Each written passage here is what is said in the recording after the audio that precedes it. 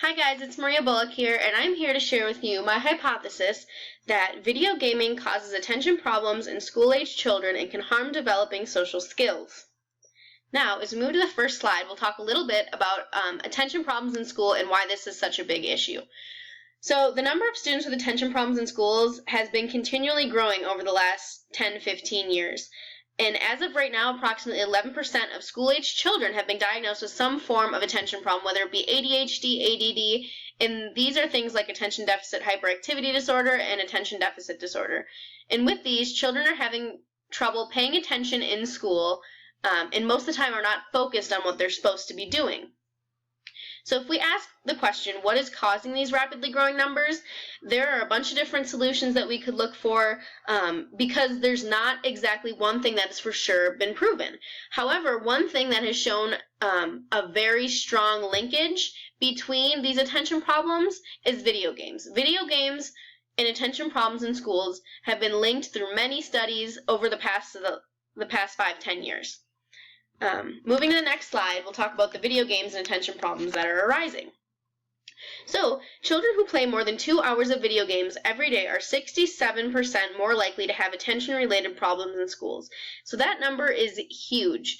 And this comes from an article off CNN.com written by Klein in 2010. So this article was even written 6 years ago now, and it was even a huge problem then when video gaming was just kind of a new thing.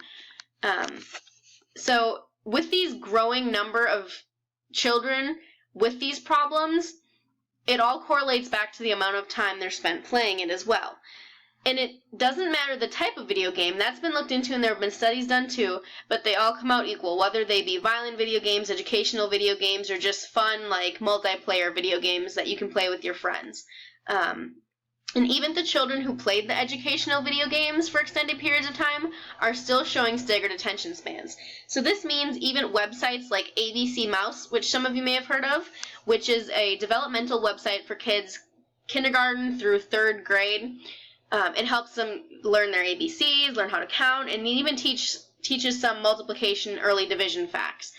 Even these video games that kids are playing online at home that are meant to help them are actually hindering their attention span at school. So even though it may be increasing their academic knowledge, the attention span at school is decreasing, which is actually hurting their overall academic performance. So what's the link between the two? What's the big deal? C. Sean Green, who has his PhD, suggested that video gaming may build attention skills, but it's building the wrong kind. And this is very, very important. Some pro-video game activists will argue that video games, there has to be some attention there because children will sit and play video games for 2, 3, 4 hours at a time and not get bored. So to some extent, yes, it is building attention, but it's not building the right kind. The attention that children, especially in the school years, should be forming is the attention to be able to sit still and listen, focus on lectures, and focus on their homework assignments, things like that. And to some people that may not sound like a big deal, but it all starts in the classroom. Because as these children grow up then, they'll develop problems with attention in their places of work. So video games, like I said, may to some extent be building attention spans, but realistically it's building the wrong kind. And another big problem that C. Sean Green suggested was that children are losing focus in school and becoming bored with school because of the fast-paced video games that they're playing. So while playing video games, children have tasks that they need to complete. They're constantly being asked to do something, complete a new task, move to the next level, and they're always being driven by something, whether it be wanting the new trophy in the game or wanting to beat their friend who they're playing with. But in the end, what it's doing is it's creating boredom at school, because in school then, these children are not learning how to sit still and focus on one thing. For example, when we were younger, we used to go outside and play. And that was the first thing we did after school. We'd come home, we'd do our homework, we'd play outside with our friends, and we'd also be building social skills at the same time, which is another very important thing that I'll touch on in just a minute. And as a result, when we'd go to school then, we'd be looking forward to going outside and playing, but we'd also still be able to focus on school because we wouldn't have that, we weren't addicted to playing outside. And that's another way that video games can harm this, is because video games can become addictive, which as a result causes boredom in school. Another huge issue is the impulse decision making that occurs while playing video games, and this will sometimes transfer over into the classroom, which can be very distracting to teachers and students. So the impulse decision making occurs, and this can also limit a child's reaction time as far as like thinking and speaking go. So instead of raising their hand in class, a child may shout out or interrupt someone because they're so used to quickly making those decisions in the video games that they don't have the concept of time in real life. Now we'll move on to the social skills that I just briefly touched on.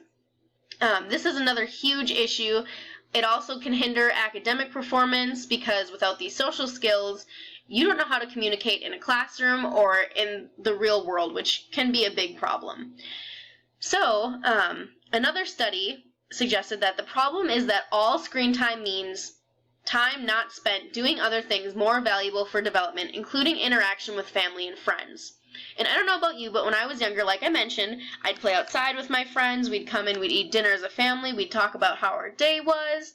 But instead, what families are doing now is they'll come to dinner with their iPhones and with their tablets, with their handheld PlayStations, things like that. And instead of talking to each other, they're so focused on that and their social media, their games, what level they're on, that they're too busy to take the time to interact with others. And this can create a huge problem for kids because as they're growing up, kids need that social interaction to learn how to associate with people in the proper manner. And without that, they grow up to be adults who don't know how to do that. And we'll move on to the next slide and talk about that. So what's the big deal? Children develop these social skills early in life. As early as birth, children are starting to learn from their parents, observe things, look around, see things. And when this is happening, when children aren't getting this because they're too busy playing video games or witnessing others playing video games, it sets back their social skills. It can cause speech delays. It can cause many other things that then become a huge problem in the classroom for teachers when students enter school. Video gaming in young children is not only hindering their academic ability, but hurting developing social skills as well, which we just talked about.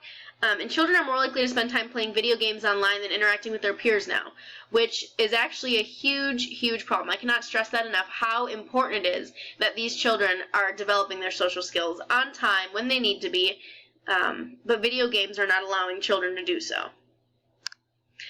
So, in conclusion, video games create a disturbance in young children's attention span, and that is a huge, huge, huge problem. I urge all of you, when you have kids in the future, if you already have kids now, to limit their video game, the amount of time spent playing video games. Like the first statistic we showed, 67% of students are being hurt because of the amount of time spent playing video games. It's causing attention problems at school, at home, and overall it's just not a good thing. Video games can also cause schoolwork to appear boring, making it difficult for students to focus. And this hinders academic ability. Growing up, it hurts children's grade point averages. It just overall is a huge factor when it comes to the academic world. And video games eliminate social interaction amongst peers.